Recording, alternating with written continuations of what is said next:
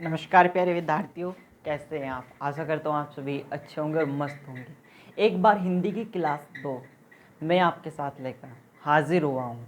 दोस्तों, ये क्लास आपके लिए क्यों महत्वपूर्ण है। दोस्तों, जब आपका एग्ज़ाम होता है या परीक्षा होती है, उससे एक दिन पहले आप सभी परिभाषाएं पढ़ते हो और उन परिभाषाओं में कन्फ्यूज़ होते हो, ये आएगा या ये आएगा। लेकिन मैं आज आपको इस क्लास में वही सिलेक्टेड क्वेश्चन बताऊंगा जो आने की अपने आप में दावेदारी रखते हैं और आएंगे भी। आप यकीन मानिएगा, जब आप एग्ज़ाम देकर आएंगे और जब आप मेरी क्लास देखेंगे तो इससे डायरेक्ट क्वेश्चन आपको मिलेंगे, क्योंकि इससे बाहर आएगा नहीं। एक एग्जांपल मैं आपको देता हूँ।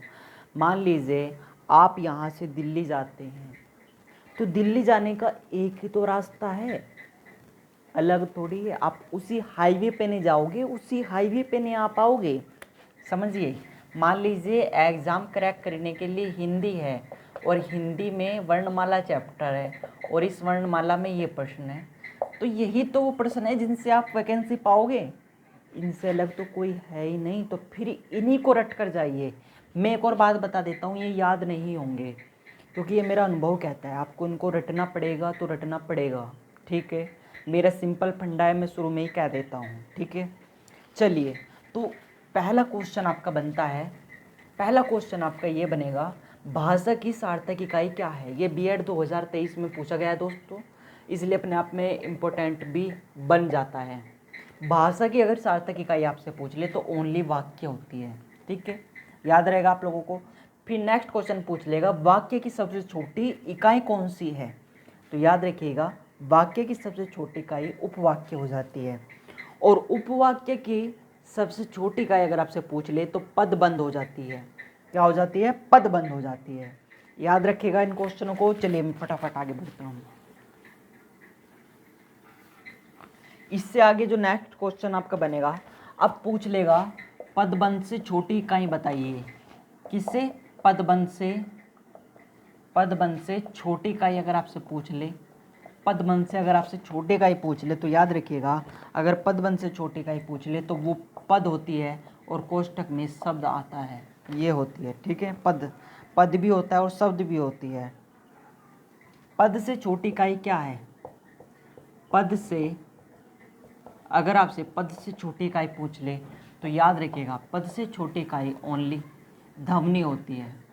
ठीक है, अगर आपसे अक्षर से छोटी इकाई पूछ ले, अगर आपसे अक्षर से छोटी इकाई पूछ ले तो याद रखिएगा, अक्षर से जो छोटी इकाई आपकी होगी, अक्षर से जो आपकी छोटी इकाई होगी दोस्तों, वो वर्ण होगी।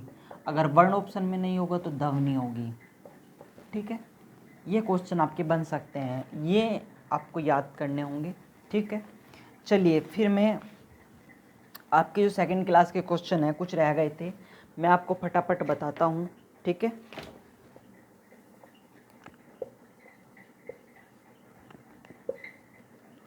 ठीक है, तो जल्दी से आप इनको नोट कीजिए।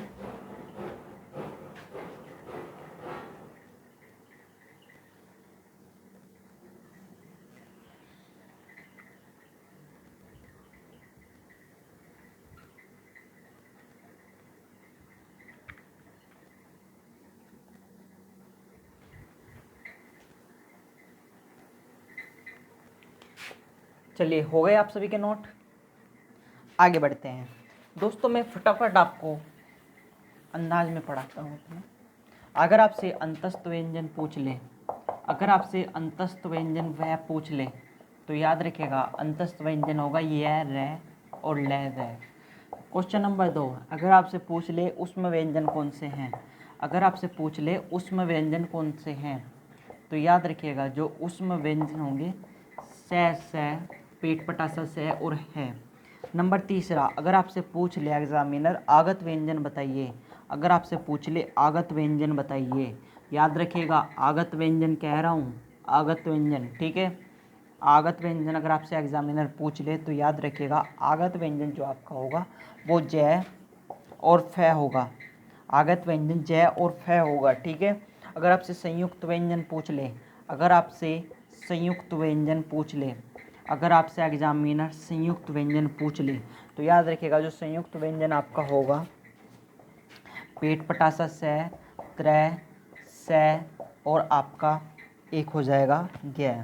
ठीक है, ये संयुक्त व्यंजन हो जाएंगे, इनको नोट कीजिए, इम्पोर्टेंट है अपने आप में। ये B.Ed 2023 में आया है क्वेश्चन, बार बार बता चुका हूँ। ठीक है, आगे बढ़ते हैं। हो गया इतना आप लोगों का? चलिए मैं आगे बढ़ता हूँ। आगे आपका एक क्वेश्चन बनता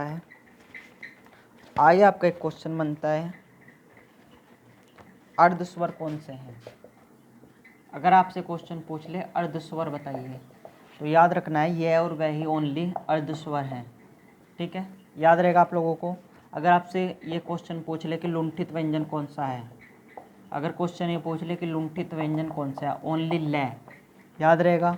लुंठित व्यंजन कौन सा है? सॉरी, ल नहीं है, वो र है। ठीक है, लुंठित व्यंजन कौन सा है? र है। अगर आपसे पूछ ले पार्श्विक व्यंजन कौन सा है, अगर आपसे पूछ ले पार्श्विक व्यंजन कौन सा है, तो याद रखिएगा ओनली ल है। ठीक है, ओनली ल है। अगर आपसे क्वेश्चन पूछ ले उष्म संघर्षी व्यंजन कौन सा है, अगर आपसे पूछ ले उष्म संघर्षी व्यंजन कौन सा है, से और है। ठीक है, उष्म संघर्षी व्यंजन है। अगर आपसे पूछ ले उत्पिक्षित व्यंजन कौन सा है, अगर आपसे पूछ ले उत्पिक्षित व्यंजन कौन सा है, तो याद रखिएगा ड और ढ, ये उत्पिक्षित व्यंजन है। नोट कीजिए जल्दी जल्दी।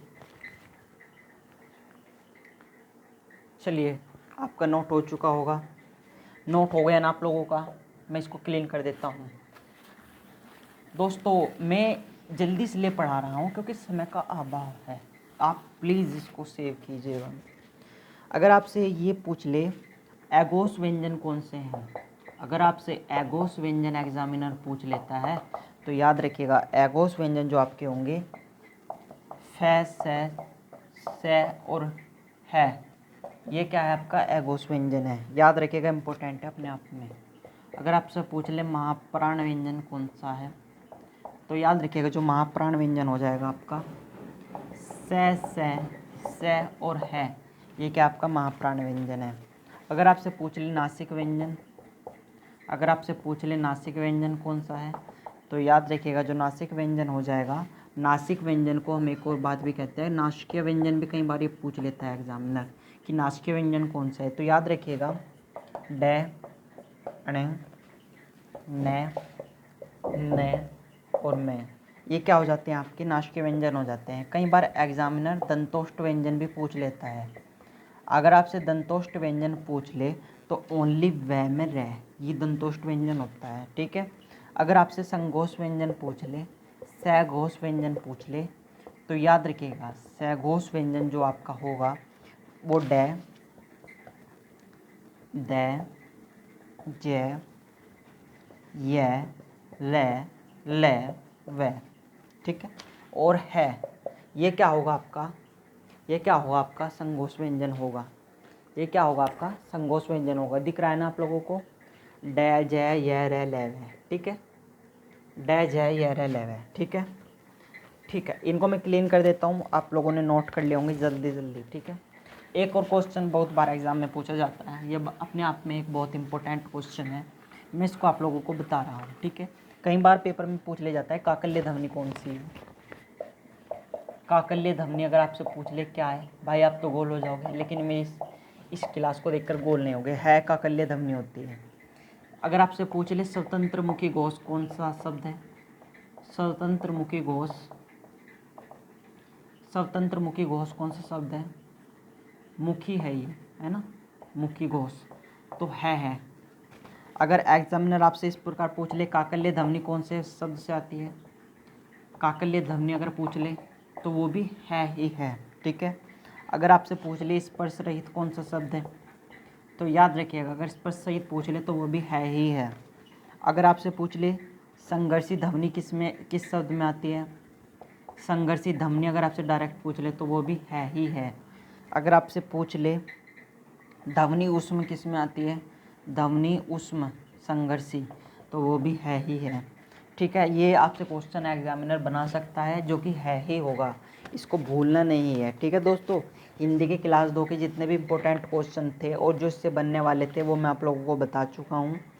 अब आगे मैं आपको कुछ ट्रिक बताऊँगा जिनसे आप आने वाले एग्ज़ाम को एग्ज़ाम में उन चीज़ों को याद रख सकते हैं। ये तो हो गई आपकी मतलब जितने भी व्यंजन थे, लेकिन अभी कुछ और भी हैं। कौन से तालव्य से बोले जाते हैं, कौन से दंतोष्ठी से बोले जाते हैं, उनके लिए कुछ ट्रिक हैं जो मैंने सीखी हैं, वो आपको मैं डिस्कस करूँगा। आप प्लीज़ इनको नोट कर लीजिएगा और सेव कर लीजिएगा। दोस्तों फिर मिलता है नेक्स्ट क्लास के साथ, तब तक के लिए धन्यवाद। जय हिंद, जय भारत।